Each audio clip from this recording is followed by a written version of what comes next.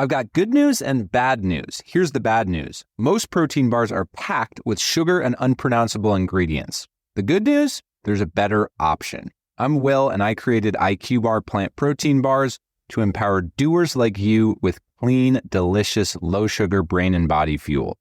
IQ bars are packed with 12 grams of protein, brain nutrients like magnesium and lion's mane, and zero weird stuff.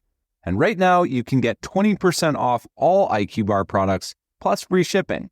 Try our delicious IQ Bar sampler pack with 7 plant protein bars, 4 hydration mixes, and 4 enhanced coffee sticks. Clean ingredients, amazing taste, and you'll love how you feel. Refuel smarter, hydrate harder, caffeinate larger with IQ Bar. Go to eatiqbar.com and enter code BAR20 to get 20% off all IQ Bar products plus free shipping. Again, go to eatiqbar.com and enter code BAR20. The Timeline is a Blue Wire podcast.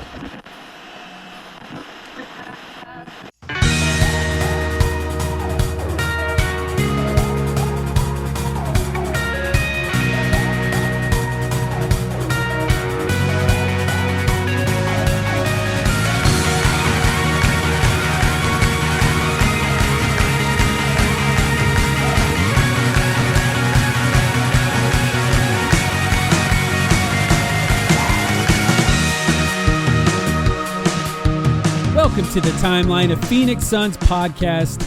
My name is Mike, here with Sam. How you doing, Sam? Hello.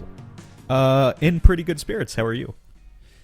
I'm pretty good. I was looking today. I realized the Suns now officially have more wins than they did last year after they beat the Charlotte Hornets. Did you realize that? Yes, I did, because everyone was talking about it 5 minutes after they beat the Charlotte Hornets last night. See, that proves that sometimes I just log off immediately after games. I'm actually surprised that you hadn't seen that until no, I today. Didn't. Yeah. Yeah, it was a pretty good week. I apologize, by the way, if anyone notices my congestion. I do have a cold at the moment, but I was prepared for this to be a really strange and mostly bad week for the Suns, to be honest. Injuries stacking up, some other stuff happened off the court that I guess we'll address at some point during this episode.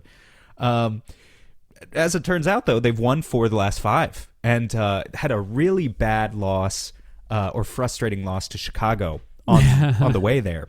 They could have had 5 wins in a row, yeah. Was that, what day is today? Monday? So that was... It was Tuesday. Last Thursday. So that was Thursday night, yeah. So lost to Chicago on Thursday, followed up with a really close win against New Orleans on Friday that was also kind of frustrating in some ways, even though they won.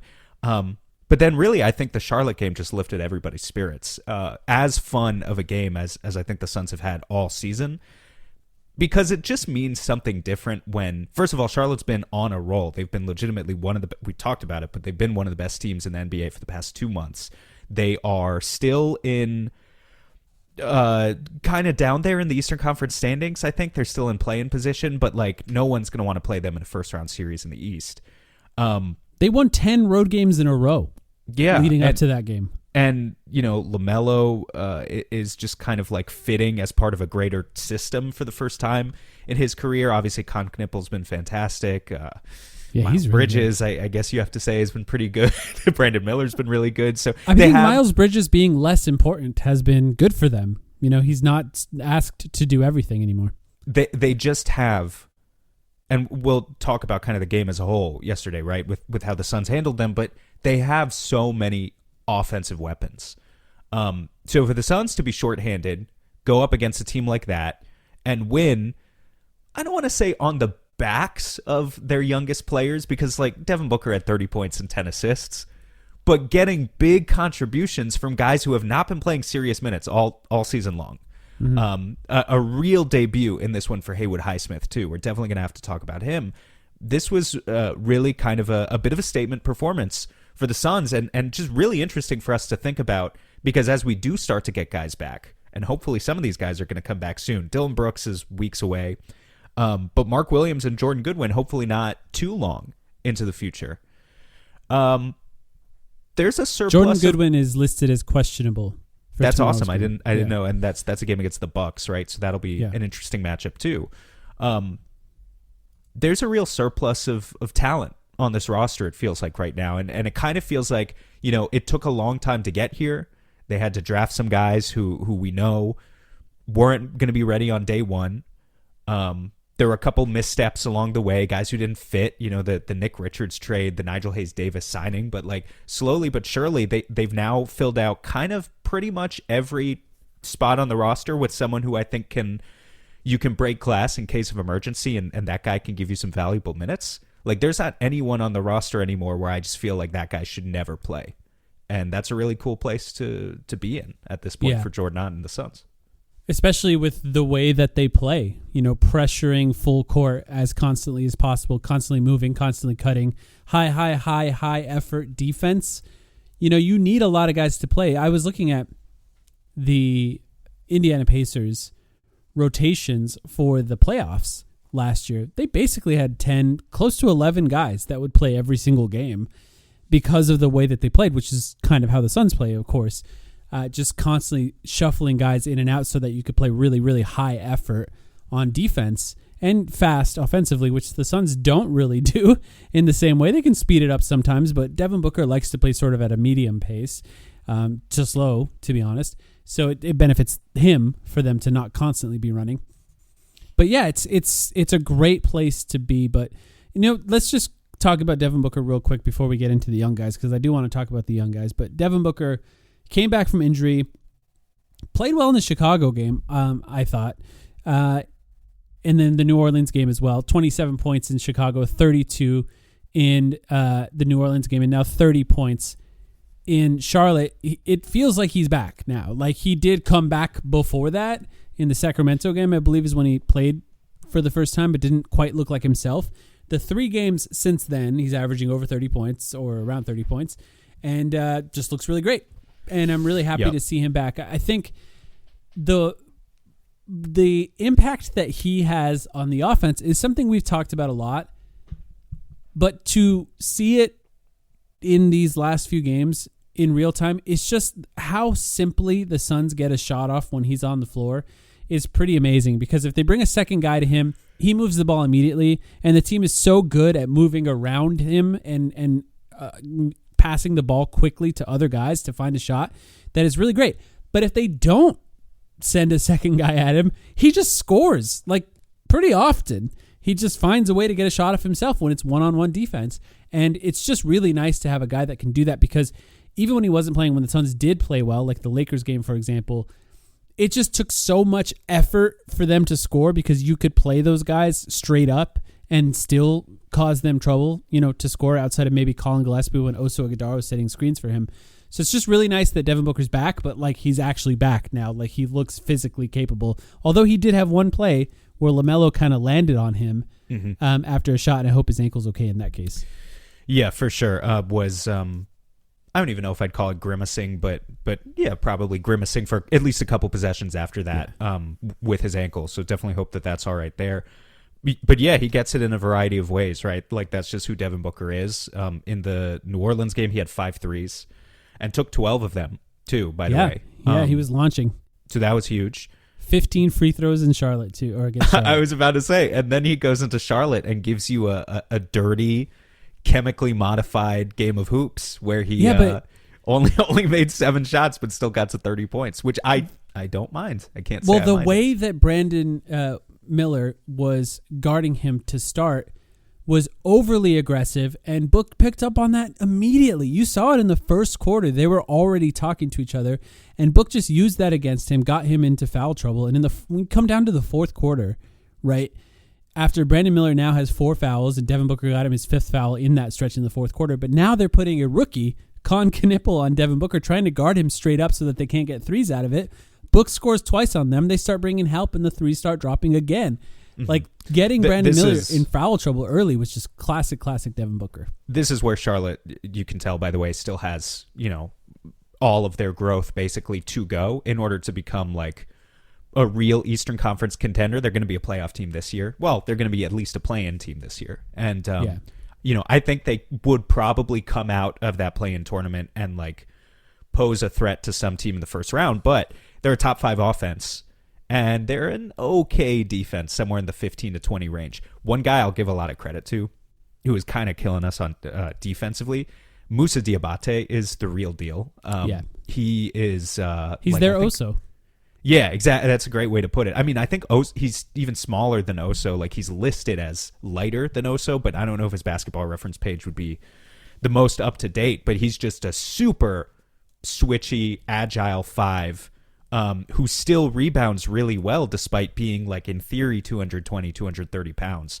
Really hits the offensive glass super well and just had a bunch of plays where he was switching out onto the perimeter against us and shutting guys down. So, like, I feel like they figured it out between Diabate and they also have Kalkbrenner, the rookie, to just come in there for 15 minutes and be He's huge. be a really strong drop defender. So I feel like they've got the center position figured out defensively, but like all the guys around them, Brandon Miller's fine. Miles Bridges is not good defensively. LaMelo's not really good defensively. He's tall, but like you can mostly manipulate the rest of their guys on that end of the floor.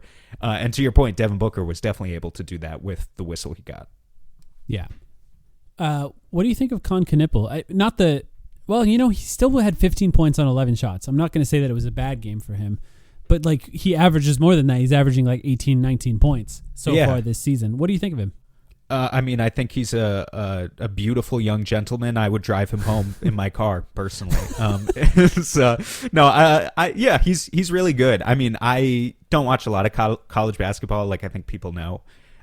No way did I expect him to be averaging 19 points. I think I probably had the idea. I am here's the thing. We talk about biases, right? I have the same biases when I see white players come out of the draft that anyone who watches basketball has. Can we just be honest? Yeah. Like, I think I probably thought Con Knipple, where was he drafted? Fourth overall? Top 10, yeah. My initial thought out of the draft, and this is, again, as a stupid guy, I'll put up my hand and say, a stupid guy who doesn't watch a lot of college. But I was probably thinking to myself, like, okay, they just used the 4th pick to go and get Dalton Connect. Right. And he's definitely not that, and is a good example of, how there's a wide array of outcomes for any one player. But also, like, one of the only examples of Charlotte has kind of been development hell for so many players over the past 10 years. And so the fact that they have multiple guys now who have come out, Brandon Miller and Con Knipple, and Kalkbrenner looks good in year 1 too. As just like positive stories of development, it makes them easy to root for, even though they have some like, suspect characters in their locker room, but it makes them easy to root for just because they've suffered so much. That's a fan base that has suffered so much. And it would bring me such joy to see them take Boston to 7 in the first round or something, if they can end up doing that. I've watched probably... How much Jason Tatum talk are we going to do on this podcast? Probably at least 40 minutes. At least 40 minutes. We'll I think at we least have to bring him honor up. Bill Simmons. We got to bring him up when talking about other teams, obviously. But I watched probably 3 or 4 Charlotte games in the last few weeks, specifically because of the amount of talk I've heard about Charlotte on other podcasts, and not all of them, just like picking up games here and there.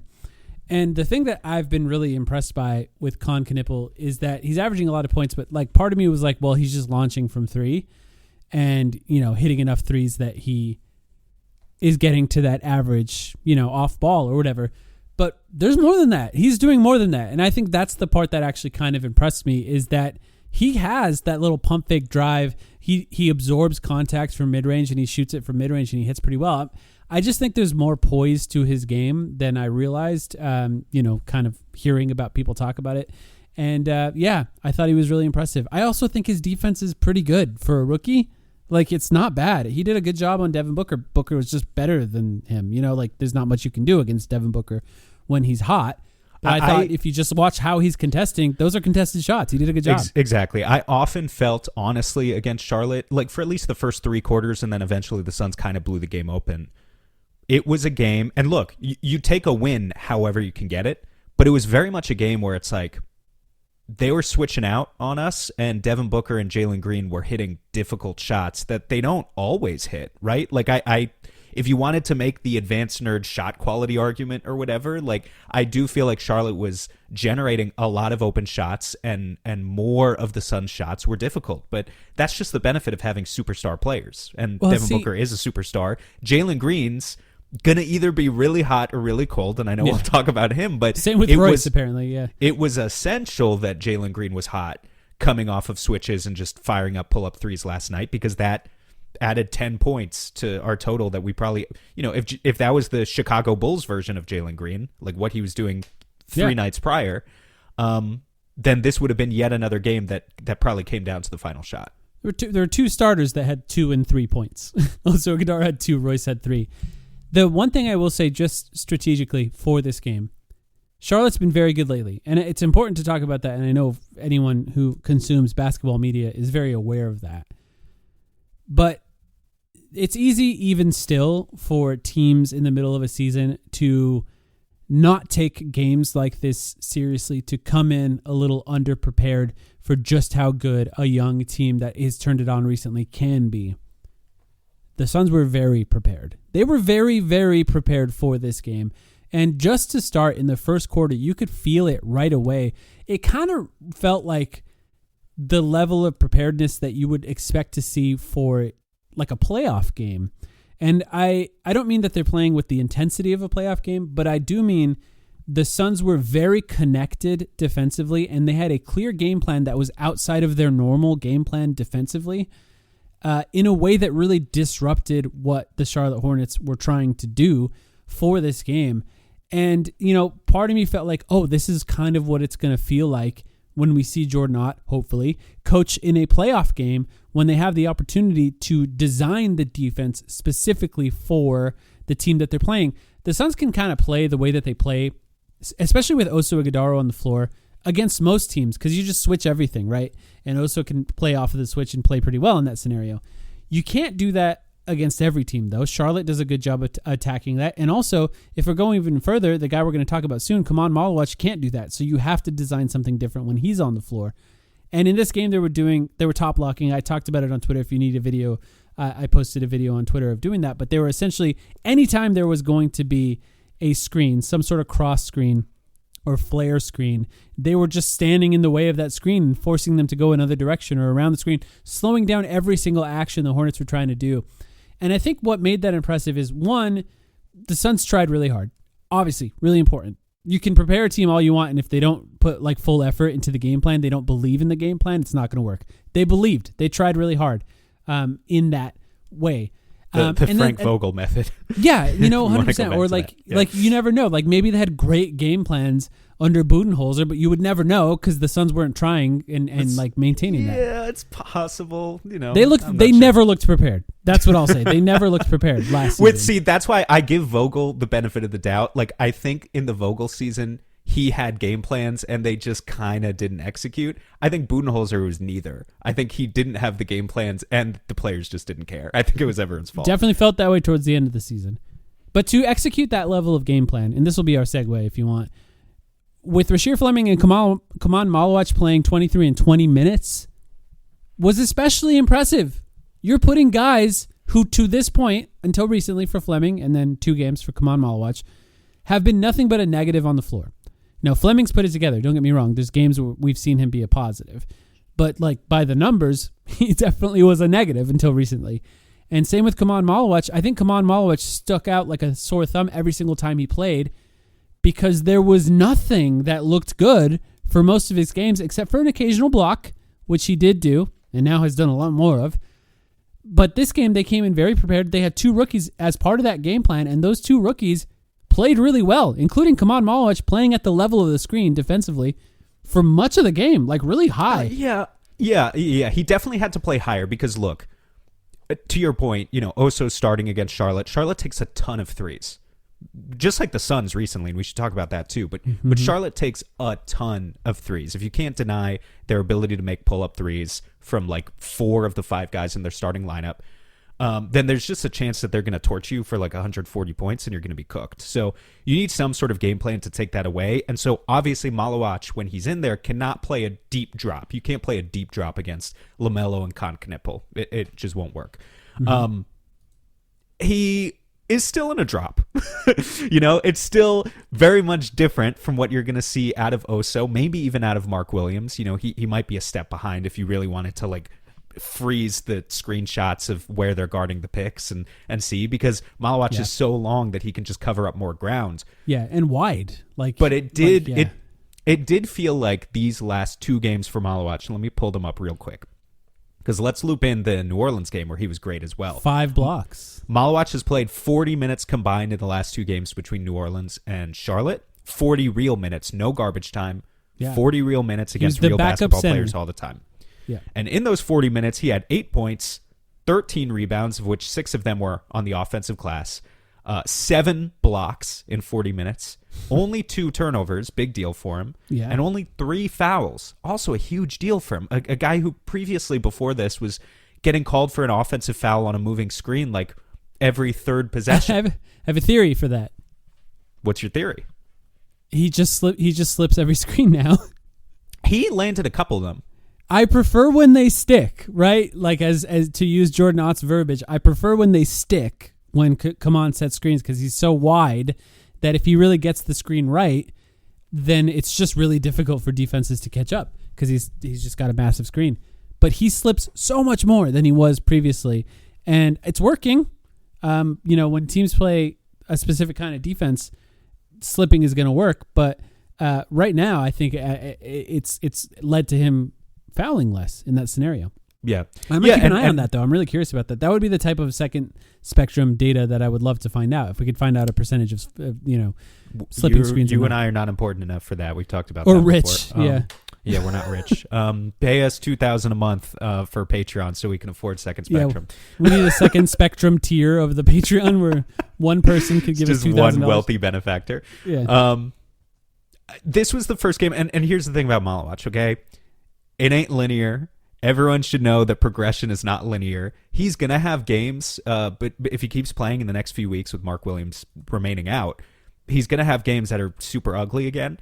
But these two games were the first time where it really felt like not only is he out there, but he's contributing really well, and the game had like truly slowed down for him a little bit on defense, which was just super encouraging to see. Offense, they don't trust him. I think that's the big thing that you can still just sense when Malawach is on the floor. The one offensive rebound he had against Charlotte, where he had to like come from the top of the key, like rushing in over 3 dudes to grab an offensive rebound and got a putback dunk. Like that just takes motor that you just don't see in a lot of players. So that's always amazing to see out of your big, that he's willing to just kind of sacrifice his body and kind of go crazy. But like if he's slipping a screen and he's keeping his hands high in the middle of the floor, and they're doubling Devin Booker, Jalen Green, or whoever that ball handler is, they still don't trust man. And maybe they shouldn't. I don't know. How do you feel about that? Like forcing that pass into him at the middle of the floor, like that's where you can really sense the loss of Mark Williams still a lot. As much as we've talked about, look, the net rating with Mark Williams hasn't been ideal. The rim protection with Mark Williams certainly hasn't been ideal. But you can tell with Mark Williams out the last several games, like the Suns just can't get points in the paint the way that they do when he's on the floor. And that's just because Oso has gotten better at like being a little bit more aggressive inside, and his field goal percentage is higher this year. But he's a low volume offensive player. And Malawach they just don't look for, because I think they assume it'll be a turnover if they try to pass to him.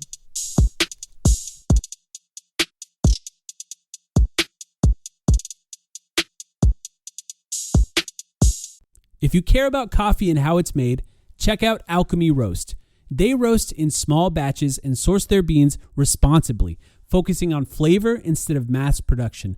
The result is coffee that's balanced, well-developed, and easy to drink, whether you brew at home every day or just want something better than grocery store coffee. You can order online at alchemyroaster.com, and if you use the promo code TIMELINE at checkout, you'll get 10% off your order.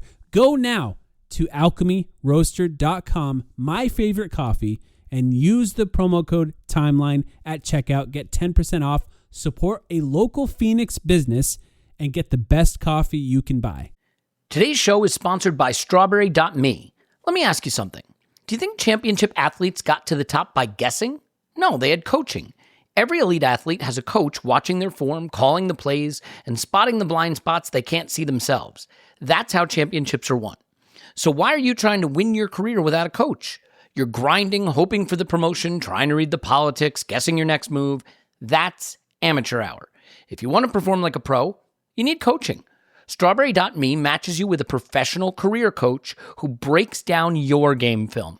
They help you negotiate the raise, navigate workplace politics, and execute a strategy that actually works. Stop riding the bench in your own life. Go to strawberry.me/podcast50 to get 50% off your first coaching session. Strawberry.me, because pros don't guess, they get coached to win. I've got good news and bad news. Here's the bad news. Most protein bars are packed with sugar and unpronounceable ingredients. The good news? There's a better option. I'm Will, and I created IQ Bar plant protein bars to empower doers like you with clean, delicious, low-sugar brain and body fuel. IQ bars are packed with 12 grams of protein, brain nutrients like magnesium and lion's mane, and zero weird stuff.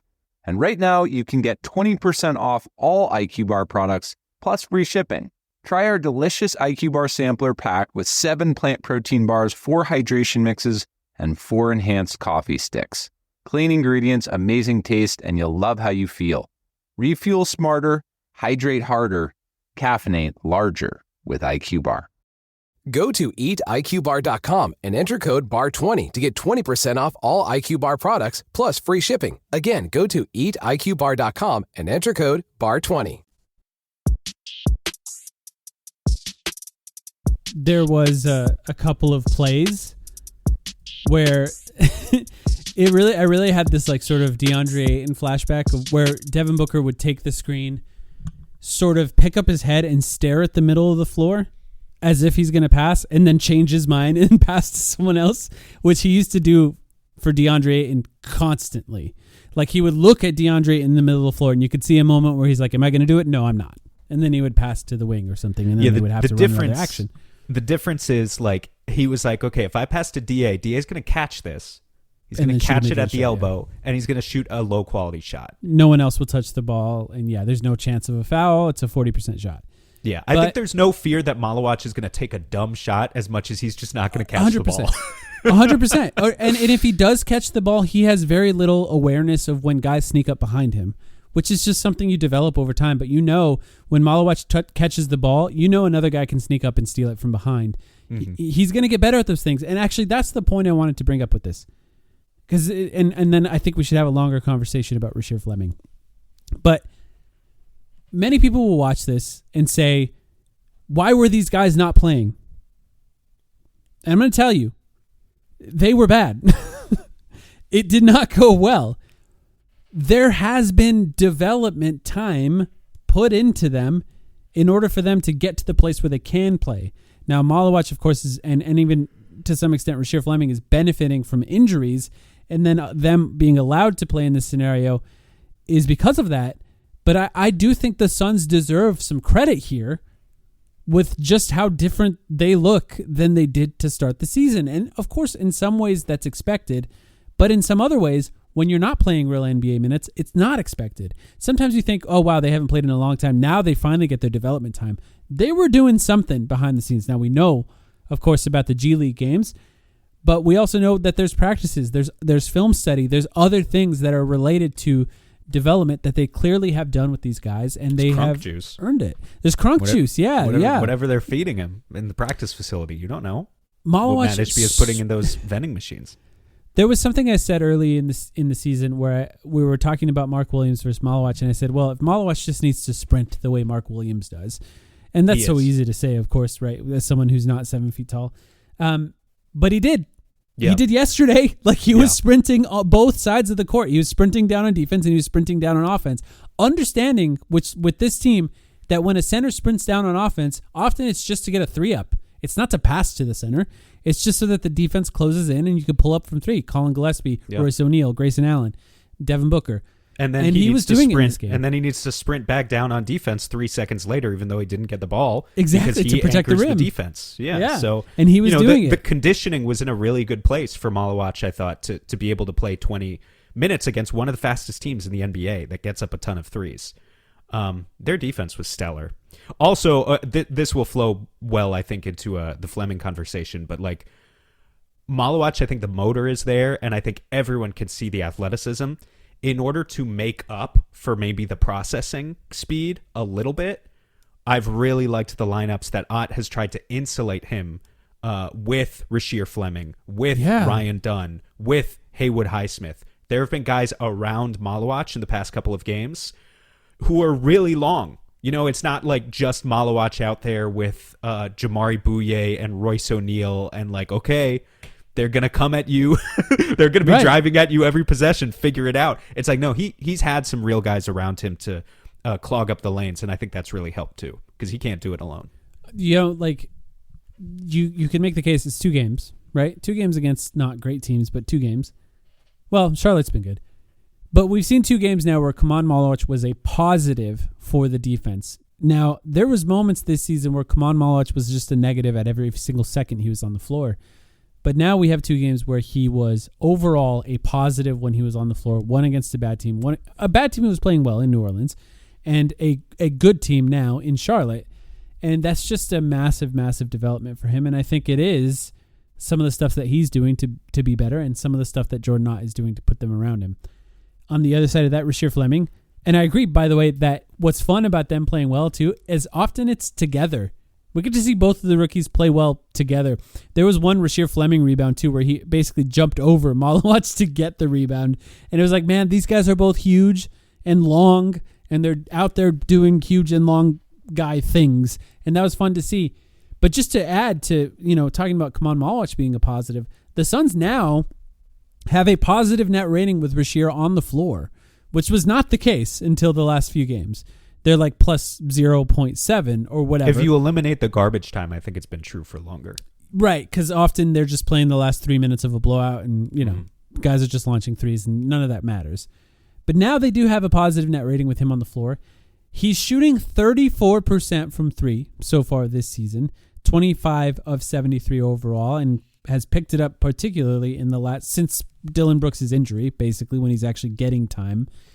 There was a game where both Ryan Dunn and Rasheer Fleming were healthy, and Rasheer Fleming played a lot more than him. Amir Coffey too, who's a veteran.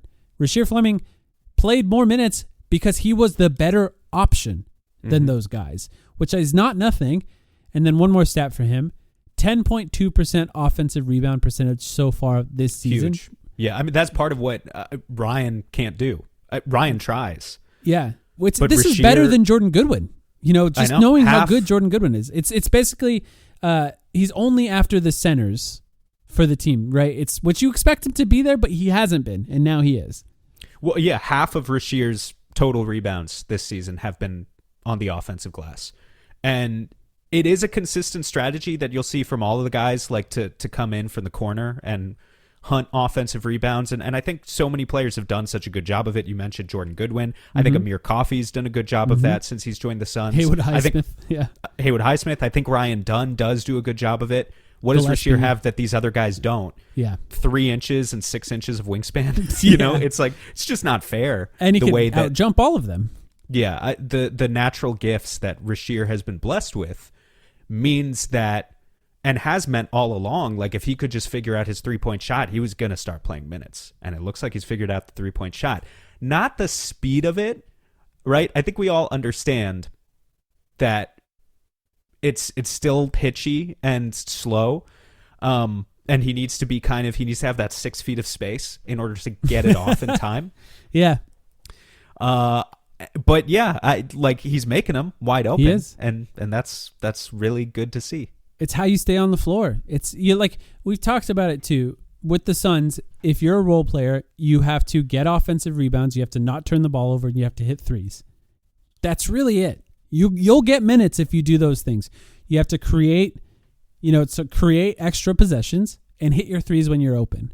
And you don't even have to hit them like at a 40% rate. 34% with Rasheer, if you're willing to shoot, which he clearly is good enough. And, I think that it's fair to bring up the context of Rasheer Fleming with Ryan Dunn. right? And the idea that Ryan Dunn's going to lose all his minutes to Rasheer Fleming is going to be a conversation that Suns fans are going to have. But what you need when you're a team that's trying to be good is both of them. You need multiple guys that can do these things. You need to have guys that you could cycle in and out of the lineup constantly that can do these things. And Fleming, maybe he will be better than Ryan Dunn. Maybe not. I don't really know. He does have the physical tools that Ryan Dunn cannot have, and that's no fault of Ryan Dunn. But it's nice to have both of them, right? It's nice to have options that you can continue to cycle these guys in and out of the lineup. Just as you said, there's really nobody that's bad right now. There's no one that's bad, and so I apologize for the guy I'm about to single out, but like, you know, I'd rather have the choice of having to play either of those guys than sitting here talking about Isaiah Livers playing 20 minutes, right? Or, I think back to the James Jones era, the fascination that this team had for a while with Ish Wainwright. these kind of large but do nothing wings who just like would go out and do 30 minutes of cardio for us. And I know Ish Wainwright's a good guy and all that, but did you know he played football? Yeah, did you know? The ability that I think both Ryan and Rasheer have reflects like truly a different approach that the post James Jones Suns front office, the Brian Gregory era, has had of trying to learn from some of the mistakes of the past. I don't want to completely, say that the James Jones era was a failure and all this. He acquired Chris Paul, got us to the finals. Like I think, 90% of the James Jones era was a success, but there were these elements of it of focusing so much on skill and not really on athleticism with the on the margins moves that I think we're now learning from as we've come out of that era. And Rasheer's ability to play right now just reflects it. 100%. Yeah, and I agree that there was times where the Suns just didn't have any sort of development pipeline too, which, some of that I think could be blamed on the fact that they had an owner who sold the G League team. And there's like a lot more that happened that was during part that of it, time. yeah. And, like being able to take the team to the NBA Finals cannot be underrated because as much as it's fun to cheer for this team right now, they are at no level to make the NBA Finals, and they're still pretty far away from that. And if they do find a way to get there, then, build the statue for Brian Gregory and Matt Ishbia for all that matters, because as much as Brian Gregory matters, Matt Ishbia told us he's the one that's involved with every single decision right now, and he deserves a lot of the credit for what the team's doing this year. To your point about the G League team, and, obviously we didn't have one under Sarver. Could you imagine if Malawach and Fleming right now were playing for some random G League team, like some other team's G League team? Jalen Smith. Yeah. That literally happened with the Suns, and Jalen Smith, they didn't even pick up his third year. They just threw away the development of a young player because the owner was too cheap to pay for something who has since become, like James Jones, if that was his decision, which I assume it was, has been vindicated sort of on Jalen Smith. Like Jalen Smith's turned out to be a perfectly fine player for a 10th overall pick. He would play on this team. Yeah, having fine. a sort of a power forward center that can play he's defense a center and shoot now, threes. and he shoots threes and he blocks shots and he's totally fine. And we gave up on his development after like playing him for 200 minutes total and then traded him for another shot at Torrey Craig. This is what I'm talking about, like kind of some of the mistakes of that era, right? As we relitigate them. Yeah. But I'll bring it back to Rasheer currently, and then we can move on. We should talk about Haywood Highsmith in a bit. Yes. But Rasheer, next step for him, we're focusing on the successes. You could tell confidence is a big thing with him. The way that other players talk about him, it's like Rasheer doesn't quite know what he's capable of. The way that he can really leave Ryan Dunn in the dust is not just hitting the threes, but then what happens after you start hitting the threes, which is attacking the closeout, putting the ball on the floor.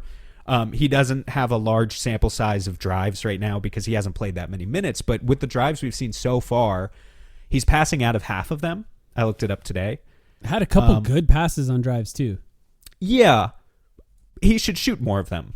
Passing out on half of your drives as a wing is a lot. If it was a guard, it wouldn't be that much. But as a wing, that's a pretty high rate. I want to see. He's got a big body. I just want to see what happens if he throws himself at a guy and gets to the free throw line. Because I'm not expecting him to like develop this crazy in between game. I know that's not something he did in college at all. And like, it would be great if he was that player by year 4, but certainly in year 1, I'm not expecting him to be like Amir Coffey, right? Who I can already tell Amir Coffey has this little like stop on a dime, hit the short floater game that he's refined for years and years. But it would be nice if Rasheer had more than just the 3-point shot, right? Like a little bit of threes and dunks, threes and layups, that sort of thing would help. He still wants to do that sort of rock step fadeaway that he did, by the way. I was looking at old clips of him that I took on Twitter trying to figure out just sort of what we saw early on. He did make that in Summer League. I've asked you if he's made that so far this season in the NBA. I don't think he has, but he did make it in Summer League. So there is something in there that he's clearly had experience making that shot in the past. But yeah, I think continuing to hit his threes and increasing his 3-point percentage is still going to be the most important thing. But getting those offensive rebounds and playing really good defense and defensive rebounds, by the way, that's going to be important too. This team just needs to be good at rebounding in general. And, the defense has been there for him. We haven't really even talked about it. It's been there. Like, you can't complain about it. I think there's a world where he becomes like one of the better defenders in the NBA. Have you thought about his ceiling and what it could potentially be? I know it's very early to have this conversation for a guy that's played like a total of, in fact, let me see. He has played 347 minutes. That feels like I mean, I retweeted the tweet that said that Brian Gregory really drafted Joel Embiid and Kawhi Leonard last night because I thought it was funny. I'm not actually going there yet. And obviously it's Gobert, not Joel Embiid, right? I don't know. I mean, if you want to just like extrapolate the things that Malawach did in Summer League, I don't think Gobert's ever done that. Like put the ball on the floor the way that Malawach has. So I think that's where that level of thinking is. I'll say just because a guy has a rookie year, like even if Fleming theoretically could, right? Just because a guy looks like Kawhi Leonard in year 1 and is really good at defense and doing role player stuff, it's still such a rare outcome for them to actually also become a superstar shot maker as well, like Kawhi is. Every fan base has convinced themselves that a young defensive wing is the next Kawhi Leonard because Kawhi Leonard had a really slow development to start his career. Yeah, I don't even know. I mean, because I think classically you would compare Rasheer Fleming to a lot of other long wings who didn't necessarily become superstars, but like, became really good players like OG Anunoby or something. Yeah, Jaden McDaniels, I think, is an option. He's way thicker than Jaden McDaniels. He's way taller than OG Anunoby. It's like, I don't know what the comp is because kind of a unique player, yeah. He is kind of a unique player. Size-wise, he's Jarrett Allen. But like he's not going to play like Jarrett Allen. So he's just a really fascinating guy to watch for us, I think.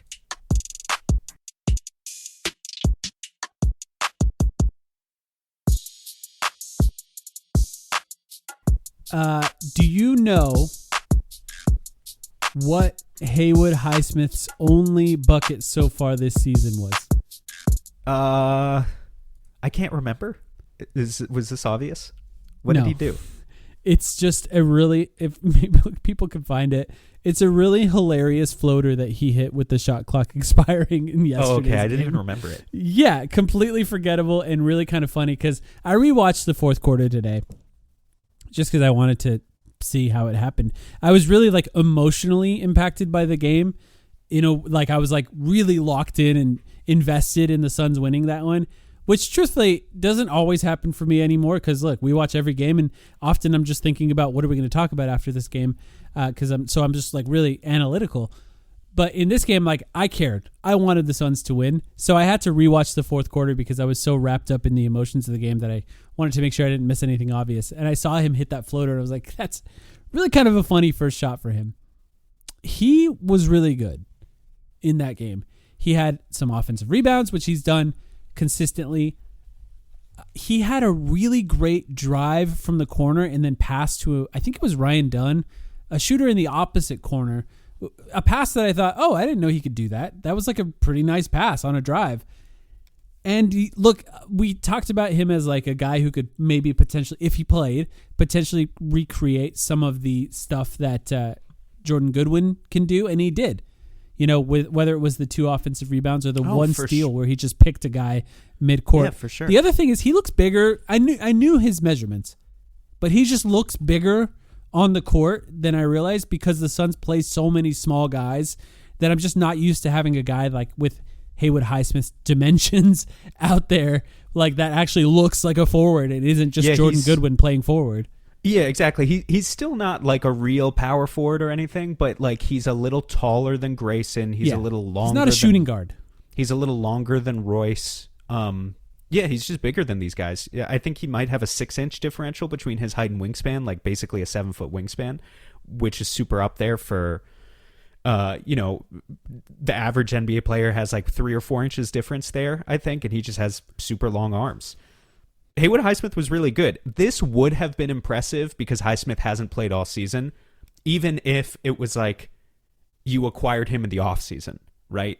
And he hasn't played all season, and now he's making his debut. Even then, it would be impressive. It's all the more impressive by the fact that not only has he not played all season, he was acquired 2 weeks ago, right? He hasn't been practicing with these players, let alone the young players who he was mostly put on the court with. And then he just checks in and fits right in and like looks like he has great chemistry with everybody. Couldn't hit either of his threes, but he's historically a pretty good 3-point shooter, so I think those will come. Yeah, there was one play where the Suns executed kind of a complicated little switch. I don't remember exactly who was on the floor, but I remember Haywood Highsmith knew exactly what to do and was not a step behind at all. And against a team like Charlotte, a single step behind, of course, means they're going to hit a 3. In a way where I was like, oh yeah, he knows exactly what the Suns are doing and just knew exactly where to be. And yeah, it just feels like there's a chance that people, as early as the playoffs, but definitely next year, are going to say, how did the Suns get him? How did they end up with Haywood Highsmith for nothing? Because he just looks like a guy who's going to contribute more than what you would have anticipated for a guy who was just bought out and just available for anyone. And, the Suns deserve credit for that because they gave him that second year, which I still believe is non-guaranteed. Really no downside for the Suns, only upside. And yeah, really excited to have him on the team. He's a guy who can play really well. And I hope his body's sort of up to it. He played 21 minutes. He was plus 19, which was the best on the team yesterday. And looked good. Didn't look like a guy who was trying to get up to speed athletically. Oh, this is the other thing I wanted to say. Make sure we remembered to say here, right?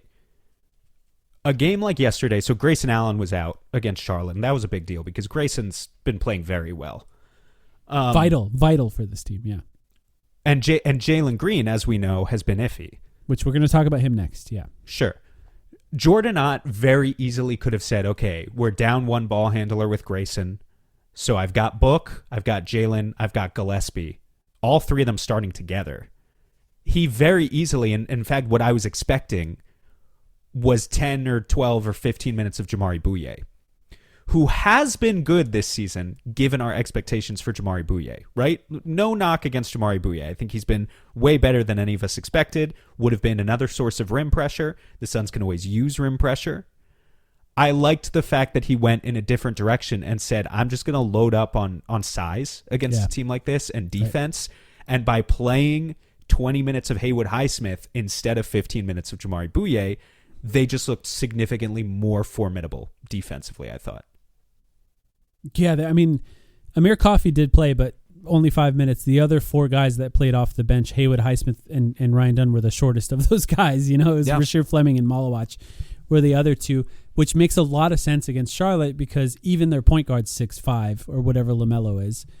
And then across that lineup, they're just a bunch of wings-sized guys who can score, off dribble even. So trying to match that with size is something that's really smart. And by the way, I want to have a conversation about Colin Gillespie and whether or not he should continue to start too. But yeah, Highsmith, excited to see him grow and develop with this team. He's not young in the way that like the other young guys on the team are, but he's also not old. Like he's got his prime right now, is happening right now, and I think we get to watch that, and that's pretty exciting for a guy that can do the stuff he can do, which is just high effort defensive stuff, and still potentially hit threes, which he has not done yet for the Suns, but I do believe it's in there. 30 minutes for Jalen Green, 24 points, 4 rebounds, 2 assists, 3 turnovers, 1 steal, plus 13. This was Jalen Green's best game, right? Did not close, right?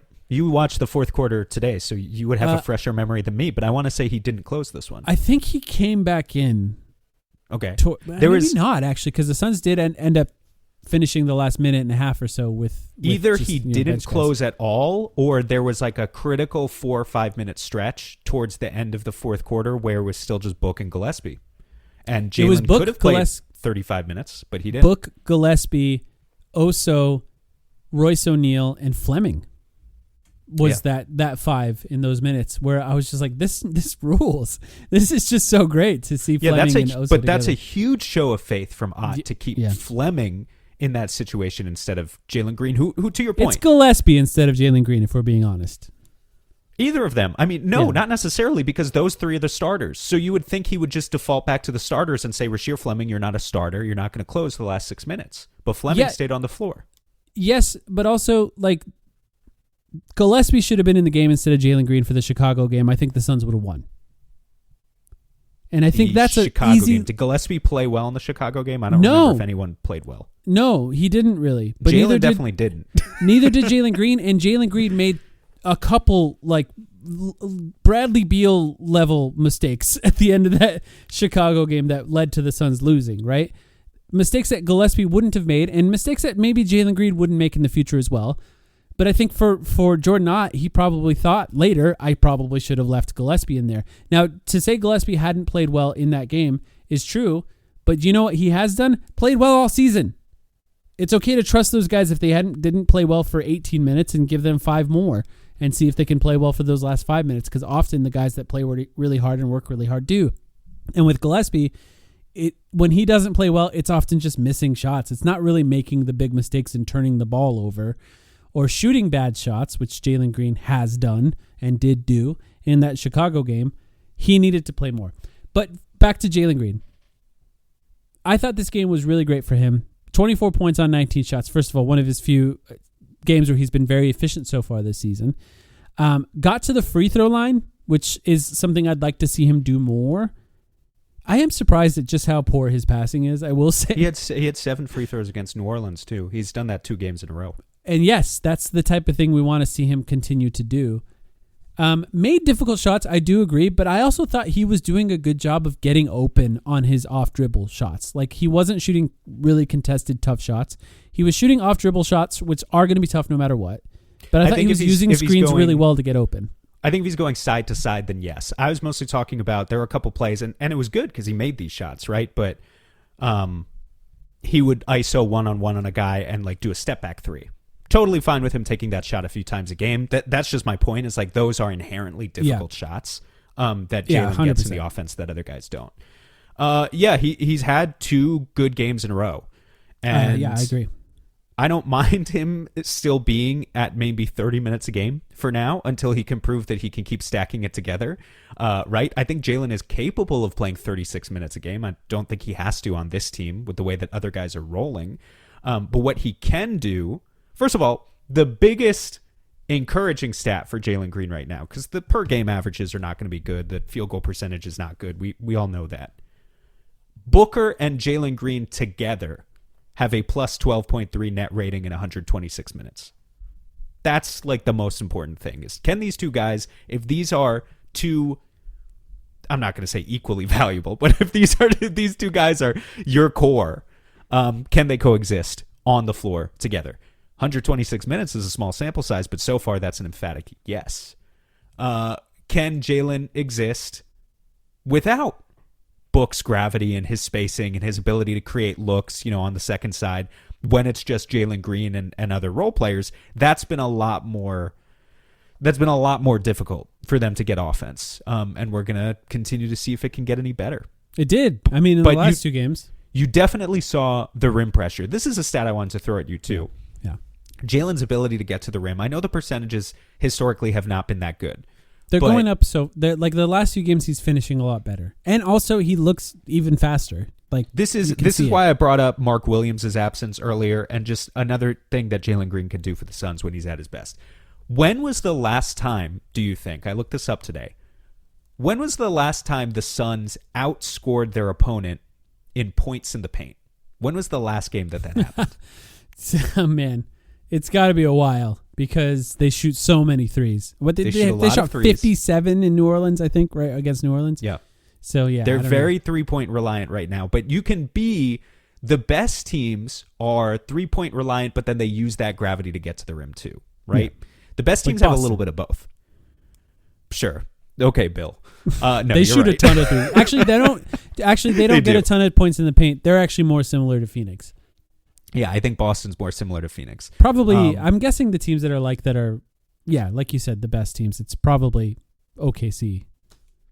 The last time that the Suns had more points in the paint than their opponent was February 5th against Golden State. That's over a month ago. That's the game that Golden State shot like 60 plus threes. Is it? Yeah, I that's think it funny. is, I yeah. mean, Yeah. and you know, like they've won games since then. They've won plenty of games since then. They are more than capable of winning games without outscoring their opponent in the paint. I think they lost that Golden State game, didn't they? I don't remember anymore. I think they did. More so though, Yeah. just to say that the more of a jump shooting team you turn yourself into, the more variance we know there is, right? The more Houston 27 missed threes in a row, potential for collapse there is, especially as you get into a playoff series. And so it's just good to have a little bit of the balance. And I think Jalen can bring them some balance. I think Mark Williams can bring them some balance. So that's what those two guys are really there for. It's easy to get on them about other stuff, taking low quality shots or, in Mark Williams' case, I know the defense hasn't always been there, but they're really there, I think, to use their inherent talents to ground the offense in more of a place where the bottom isn't just going to fall out, right? They're not just going to have games where it's Grayson Allen, Colin Gillespie chucking up 63s combined and missing everything, and they can't hit 80 points. In theory, that's what those guys are there to do. And Jalen's done a much better job over the past couple games. The Warriors shot 37 three-pointers in the first half of that game. And ended the won? game with I don't 55. remember what happened anymore. They won by 4, the Warriors. Okay. Yeah, the Suns also shot over 40 threes. So there was just a team launching. Booker was out that game, so yeah. Just keeping an eye. I'll mention it again. Like, I'm just kind of surprised at how poor Jalen Green's passing is. His scoring obviously looks a lot better, and we've talked at length about his defense. This was another game I think he was locked into the defensive game plan. He has defensive limitations because he's small and he's thin. And, there's certain things you can't fix when you're small and you're thin. But just like the other guys on this team that are like that, if you just work really hard, you're going to find ways to play well or at least be a part of a good defense, and he has done that so far this season. But even basic passes, he often makes them poorly. And, and that is why I think they've kept Colin Gillespie in the starting lineup. This is to get to my points about Colin Gillespie. First of all, let me start here. Do you think Colin Gillespie should continue to start? Trick question. It's a very small team, especially with Mark Williams out. I think it's a trick question. I think the correct answer is Colin Gillespie should continue to match as many minutes with Oso Agudaro as possible. That's my So answer. if Mark Williams comes back, you put Grayson Allen in or somebody else? Yeah, someone else. And I think Colin, here's the most important thing, right? Colin's averaging 28 minutes a game at this point in the season. Mm-hmm. And I think no matter what, you got to try and keep him there. He should be playing upper 20s every night, whether he's starting or off the bench at a minimum. I But, don't like, even we know how just- you rank the importance of Colin Gillespie for the Suns. He's number 1 in VORP, for example. Yeah, I mean, Like, it he feels has like it been, sometimes. at worst, the third most important player on this team. I think you could say that. He's played 63 games. He's just been super available in addition to being really good. But we have so much demonstrated evidence of how he works with Oso. And so that's just why it's like, if Mark Williams comes back, start someone else. And you're still going to play a lot of Gillespie. But while Oso's starting, you should absolutely have Gillespie in there. Those two guys, their chemistry is too good. I got a quiz for you. And I'm disappointed. Hopefully you didn't see it. Our friend Cody Hunt started tweeting about this today, and I was like, oh no, Sam's going to see it. I didn't see anything. Perfect. Who has the most three-pointers made in a season for Phoenix Suns in the history of the franchise? Most total? Mm-hmm.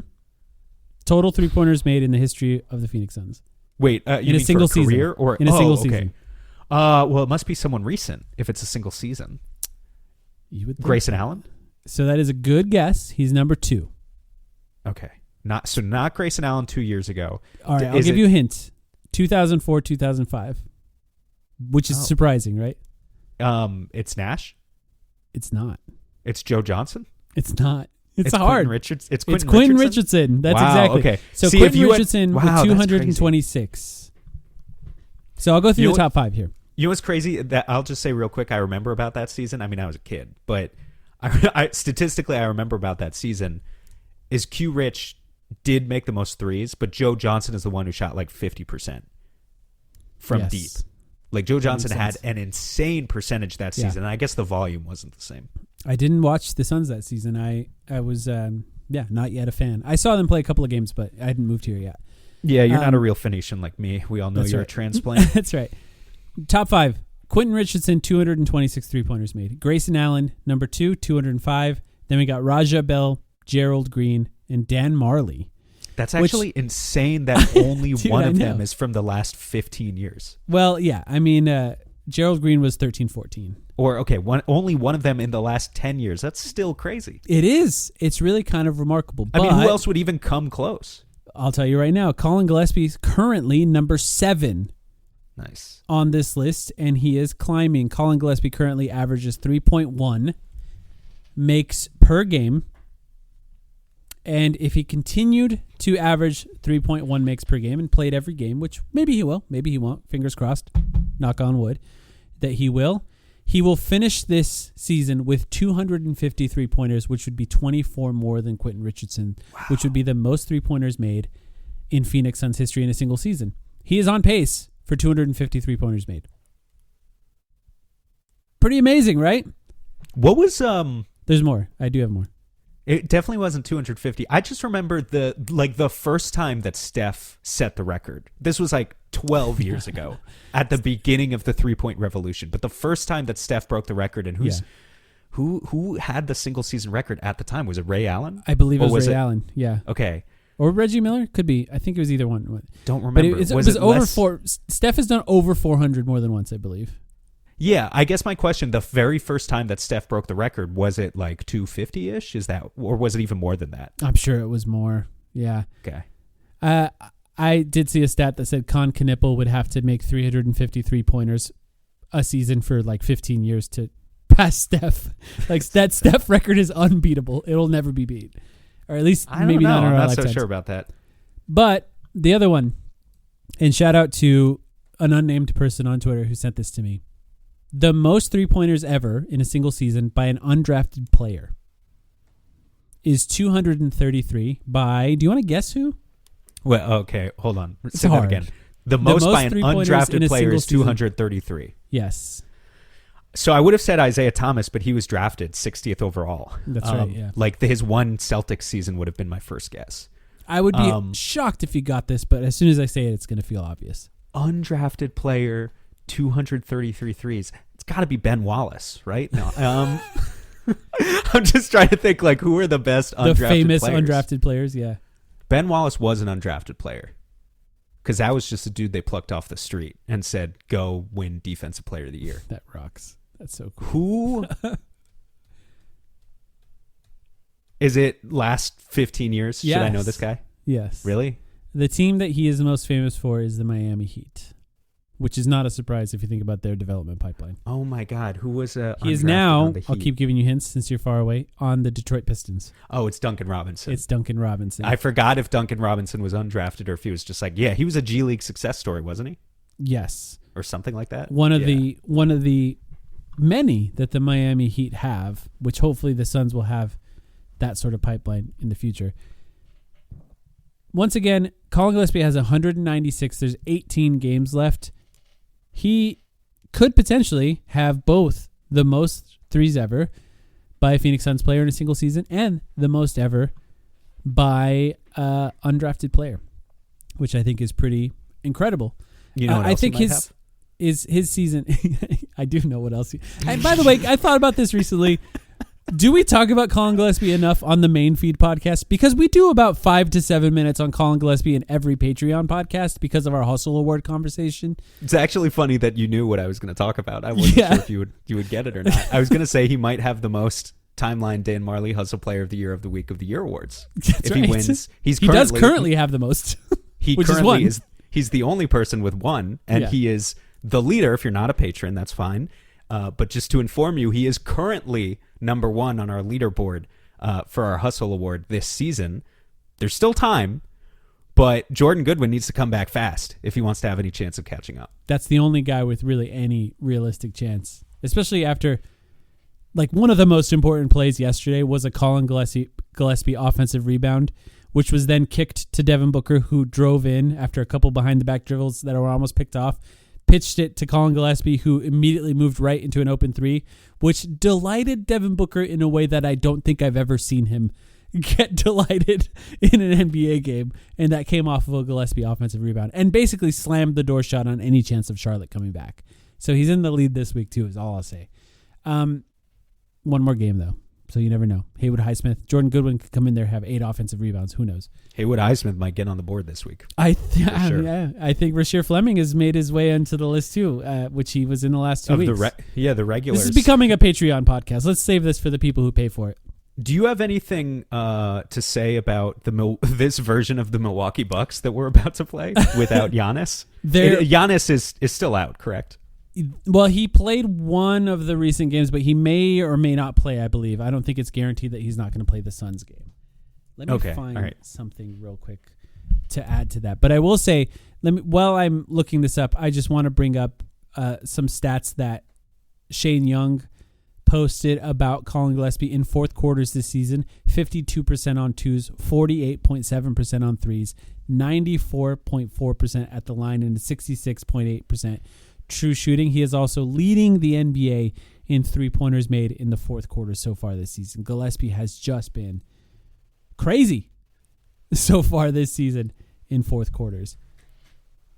Let's see. Yes. So the Bucks are they've only won 2, I believe, of their last 9 or 10 games. They've been getting passed around. They're kind of getting killed a lot. They out. lost by 20 to OKC. They only lost by 2 to Denver, which I'll give them credit for that. They've been getting their backs blown out so hard that this is not an exaggeration what I'm about to say. Kyle Kuzma is not even listed as having a back injury on this injury report. He's actually listed as having a spine injury, which sounds significantly more serious and concerning to me. Day-to-day with a spine injury is crazy. So I hope that Kyle Kuzma is okay. Yeah, he had a DNP coach's decision a few games ago too. You know, and yeah, the Suns, by the way, since you brought up the schedule, we should also mention, are on the road for the next, well, let's see. They have, let me refresh this here.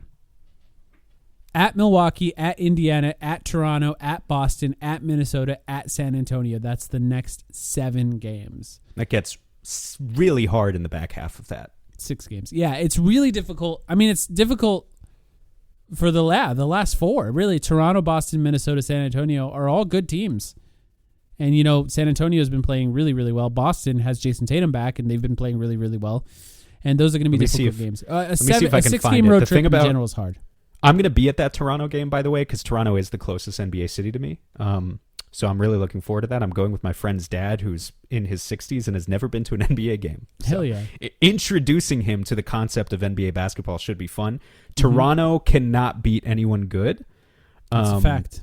Let me see if I can look them up. Toronto could certainly beat us at home. That could absolutely happen. They are 15-20 against teams above 500, even though they're 36-27. So really sort of the definition this season of a team that is handling business against the teams that they should. And because of that, Suns are kind of like that too. Yeah, no, they are. Yeah. They are. But, well, let's see. What are the Suns?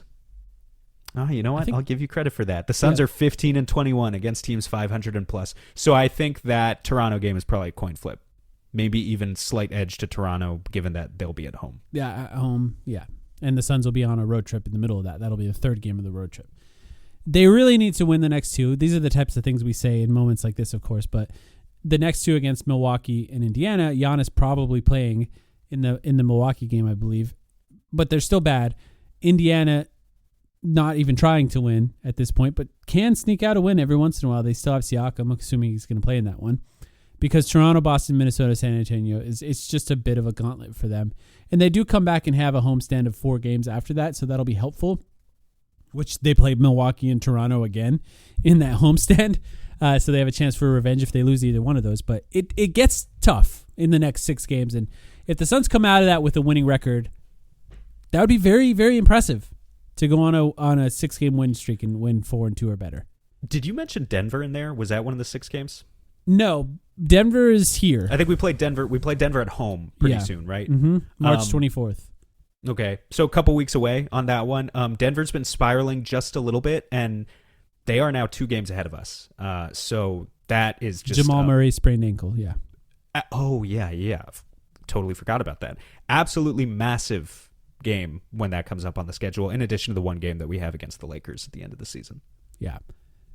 Well, we'll be around to cover all of it. If you want to hear who wins this week in the Hustle Player of the Year of the Week award that we give out on our Patreon podcast, you can sign up at patreon.com/thetimeline. I'm sure that's coming Wednesday, right, based on the schedule. And, we'll cover the Milwaukee game on that one and talk about that award there and see if Haywood Highsmith or Rasheer Fleming end up on the podium again. Other than that, you got anything else before we go? I don't think so. We appreciate you all. We'll be back very soon.